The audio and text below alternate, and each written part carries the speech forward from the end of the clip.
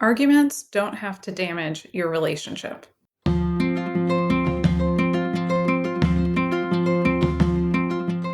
Hi, I'm Dr. Elizabeth Polinsky, and you're listening to episode 71 of the Communicate and Connect podcast, How to Argue Without Hurting Each Other. Hey everyone, I am excited to be doing this little mini tips for the podcast. And so today I want to talk a little bit about the difference between healthy and unhealthy conflict. We'll be covering some concrete skills that you can use for navigating arguments and being able to help you argue in healthier ways together. And then also we'll be talking about the rationale for why you want to use this, because emotional safety really does matter more than winning the argument. So let's just start briefly with healthy versus unhealthy conflict. If you think about unhealthy conflict, I'm sure you have a million examples that come to mind. So some things that I think about immediately are the Gottman's four horsemen of the apocalypse. So criticism and name calling. It doesn't necessarily have to do with how loud you get or your tone of voice. Some people have a more loud and expressive way of talking, and that can still be healthy, just as healthy as having like a more calm demeanor in your speech patterns. But what does make a difference is if you are being critical, if you are name calling, if you're using statements like you always do this, you never do that, you're selfish, you're arrogant, you're a piece of shit, like any sort of name calling would definitely fall under the unhealthy conflict category. Defensiveness also would go in the unhealthy category. Or something comes off critical, even if it wasn't intended as a criticism. If I hear my partner say something and it brings up a little thing inside of me that's like, are they criticizing me? It's so easy to get defensive. It's like universal. All of us almost get defensive. But defensiveness often involves then being critical and blaming the partner. It can involve explaining yourself and explaining the situation in such a way that is dismissive of the other partner. Dismissiveness and defensiveness often somehow go together. And that is often one of the most painful things that couples tell me about, is that it feels dismissive what their partner says, or saying, well, someone else wouldn't have reacted that way. Someone else wouldn't think that. You're overreacting. Comments like this is a no-go. This would be in the unhealthy category. Stonewalling would be the next one, which would be shutting down and refusing to participate in even constructive discussions. I'm thinking about somebody right now, a couple that I know of, who was talking about money. And money is almost like always, not always, but for many people is an anxiety-provoking conversation, difficult to talk about. A lot of people avoid talking about that. It's sort of like sex, kids, money, the three that many people find stressful topics. So oftentimes couples will avoid them. So if you are avoiding discussions, if you're avoiding saying something that is like voicing what you would like to change in the relationship, I would put this in the unhealthy category. And then also avoiding talking about something when your partner wants to talk about it. It's one thing to say like, can we talk about it another time? But just flat out refusing to talk about it in many cases go in the unhealthy conflict category. And usually there is a huge history that's been going on in the relationship, impacting you both to the point where you basically hate each other and just think that the other person has very little value. And that is definitely a relationship killer there if it gets to that point. And so what are some skills that you can do to not argue this way, to not have name calling, to not have defensiveness, to not have dismissing each other, to not have the refusal to participate in discussions or just sweeping things under the rug and not voicing concerns that you have? Skill number one is using I statements. So the more you can talk about yourself, the less it's going to come out as critical or defensive or dismissive. So really thinking about how to talk about your thoughts and feelings. This would not be, I feel like you are a piece of shit.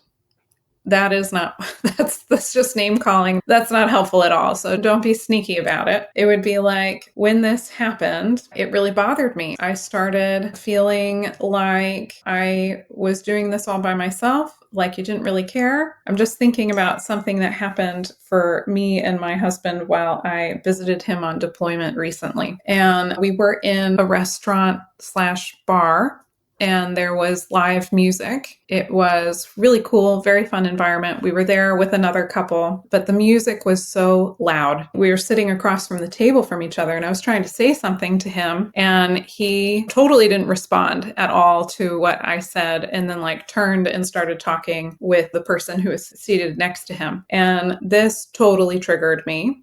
I started feeling like he's ignoring me. This was my internal thought process. He's ignoring me.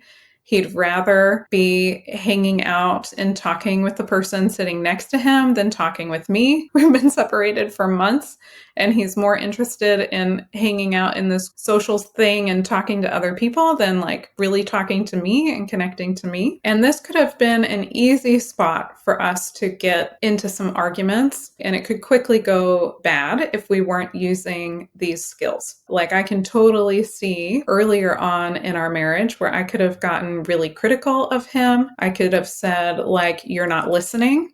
So now I'm accusing him of something. He would most likely shut down, not wanted to talk after I did that. That's totally how we were at the beginning of our marriage. Instead, I said, I was trying to share something with you, and I don't remember exactly the word choice, but it was something like this. What happened inside of me is I started feeling like you were maybe ignoring me and that you would have rather hang out with them instead of me. And so it has a much more vulnerable place that it comes from when you use an I statement compared to when you do sort of a critical accusatory statement. The other thing you can do, thankfully, we've been working on this for our whole marriage. I've basically been a marriage counselor our whole marriage, and definitely a therapist our whole marriage.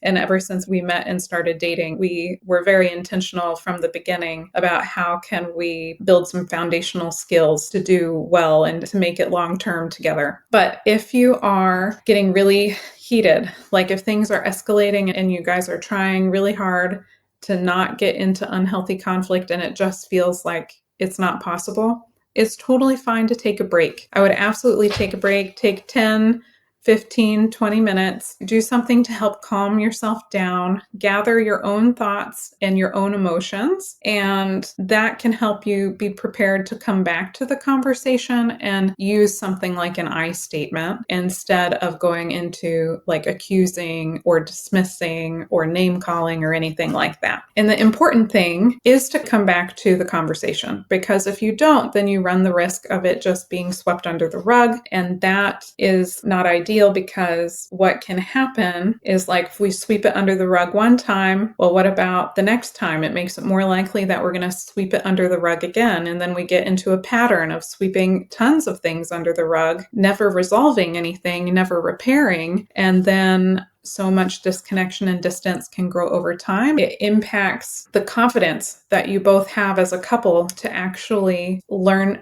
and navigate conflict together. So it's very important that you come back to talk about it and that you come back to repair. And so repair attempts are the next skill that I wanted to talk about. Taking a break if you need to. So that's skill number 2. Skill number 3 is repairing. And that is the importance of coming back to talk about it, because the more you have repair after conflict, the more the two of you build confidence together as a couple that we can repair after conflict.